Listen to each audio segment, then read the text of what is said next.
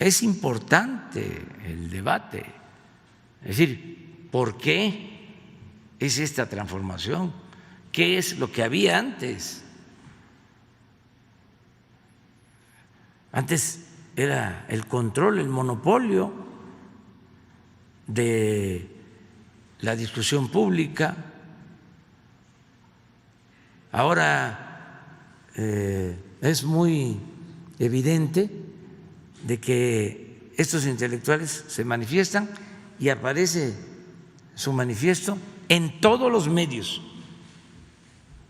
en todos, y dicen que no hay libertad, en todos, una gran difusión, como la manifestación de Frena.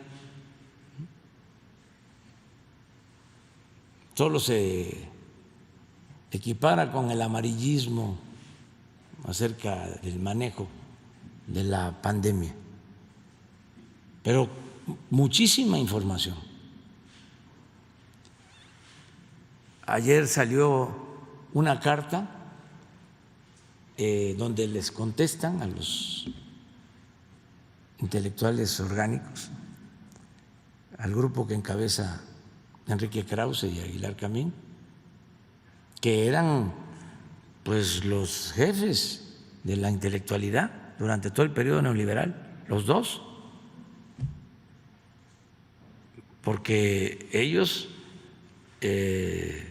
además de sus empresas editoriales,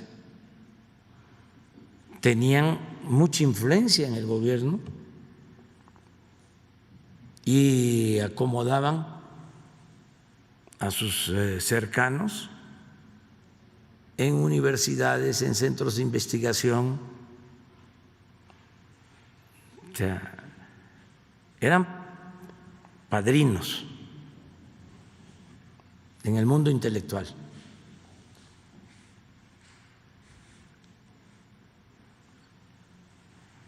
Pero la carta que salió ayer no se difundió, la de respuesta. Entonces, para equilibrar, hoy vamos a poner las dos. O sea, también nosotros vamos a poner aquí la de los intelectuales orgánicos y luego ponemos la otra, porque esta es información para la gente. Porque si no, la gente puede ser que se entere de la carta de los intelectuales orgánicos. Salió la de la otra carta en el Reforma hoy, les pregunto, no salió, ¿verdad? Bueno, pero ahora, por eso es importante esta conferencia, porque aquí hay equilibrio. Antes, solamente era la opinión oficialista, ahora no, ya es distinto. A ver, ponemos las dos cartas, ¿no? Y nos ayudas, Jesús, a leerla. ¿O creen que perdemos el tiempo con esto? No, ¿verdad? Es bueno, porque es civismo, es pedagogía política. La política es un noble oficio. Decía don Jesús Reyes Heroles, la política es tan limpia que ni los más sucios políticos han podido mancharla.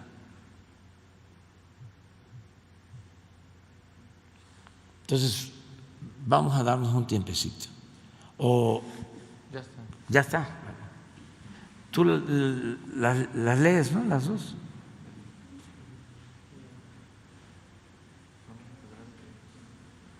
Esta es la primera carta que salió, el desplegado que salió publicado en varios medios. Vamos por la carta.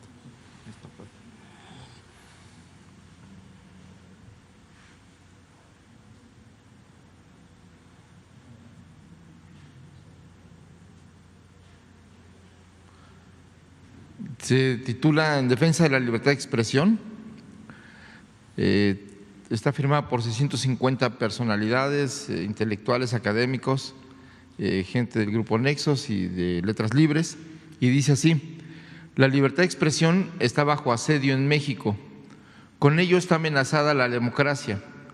El presidente López Obrador utiliza un discurso permanente de estigmatización y difamación contra los que él llama sus adversarios. Al hacerlo, agravia a la sociedad, degrada el lenguaje público y rebaja la tribuna presidencial de la que debería emanar un discurso tolerante. El presidente profiere juicios y propala falsedades que siembran odio y división en la sociedad mexicana. Sus palabras son órdenes. Tras ellas han llegado la censura, las sanciones administrativas y los amagos judiciales a los medios y publicaciones independientes que han criticado a su gobierno. Y la advertencia de que la opción para los críticos es callarse o dejar el país. El presidente ha despreciado la lucha de las mujeres y el feminismo, ha despreciado también el dolor de las víctimas por la violencia, ha ignorado los reclamos ambientalistas, ha lesionado presupuestalmente a los organismos autónomos, ha tratado de humillar al Poder Judicial, ha golpeado las instituciones culturales, científicas y académicas y ahora pretende socavar la libertad de expresión. Recordemos, por último, que no se estigmatiza a personas físicas o morales desde el poder presidencial sin ponerlas en riesgo. No se alimenta el rencor desde esa tribuna sin que el odio llegue al río alguna vez. Esto tiene que parar. Y están las 650 firmas a continuación. Y la otra carta que se difundió ayer, que está firmada por 28,000 personas, hasta donde se tiene información, dice así, es en respuesta al desplegado que se leyó, y dice: el 17 de septiembre, un grupo de 650 exfuncionarios, empresarios, comentaristas, artistas, científicos e investigadores divulgaron un documento titulado En defensa de la libertad de expresión, en el que sostienen que ésta se encuentra bajo asedio en nuestro país y que con ello está amenazada la democracia.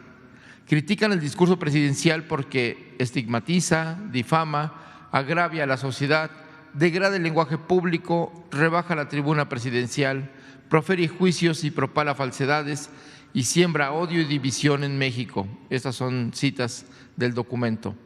Acusan además de que las palabras del presidente Andrés Manuel López Obrador han llegado a la censura, las sanciones administrativas y los amagos judiciales a los medios y publicaciones independientes y atribuyen una declaración hecha a título personal y que de ninguna manera compartimos por Paco Ignacio Taibo II, director del Fondo de Cultura Económica, al efecto de los dichos del mandatario.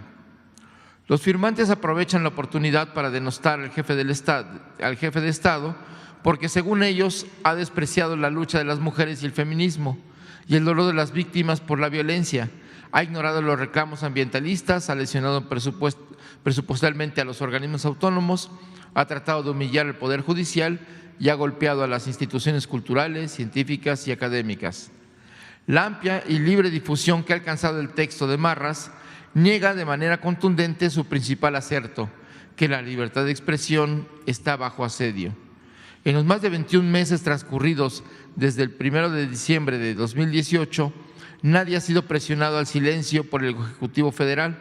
Ningún informador u opinador ha sido hostigado, despedido, detenido, procesado, torturado, desaparecido o asesinado por consigna de la presidencia, y el debate público está más vivo y vibrante que nunca en la historia moderna del país. Lo que es claro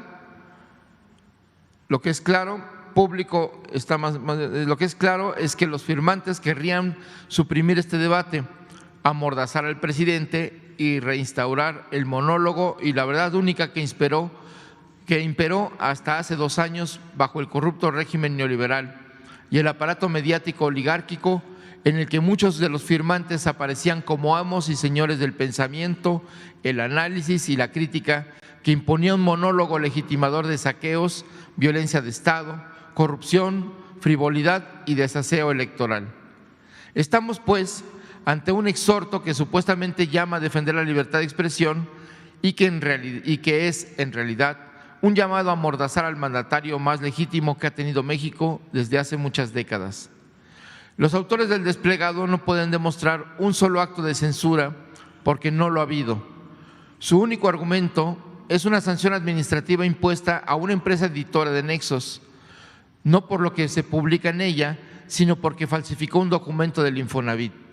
No hay tampoco amagos judiciales a medios y publicaciones independientes, sino la revisión general de los vínculos corruptos e inmorales entre el poder público y las empresas privadas, que fueron distintivo del régimen anterior, independientemente de que las segundas fueran productores de bienes de consumo, servicios o publicaciones.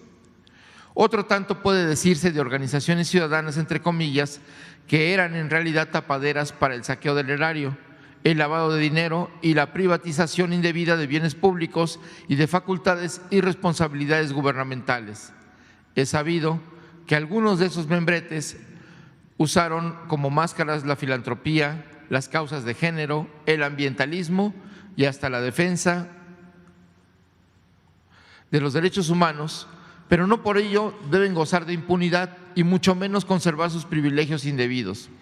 En cuanto a la pretendida lesión presupuestal a organismos autónomos, el escrito hace referencia a las políticas de austeridad establecidas por el Gobierno federal, a las que se resisten los directorios de algunos de esos organismos, cuyos miembros se han beneficiado de la opacidad, el despilfarro, las percepciones principescas y las prestaciones obscenas e injustificables en el contexto de carencias en el que vive más de la mitad de la población.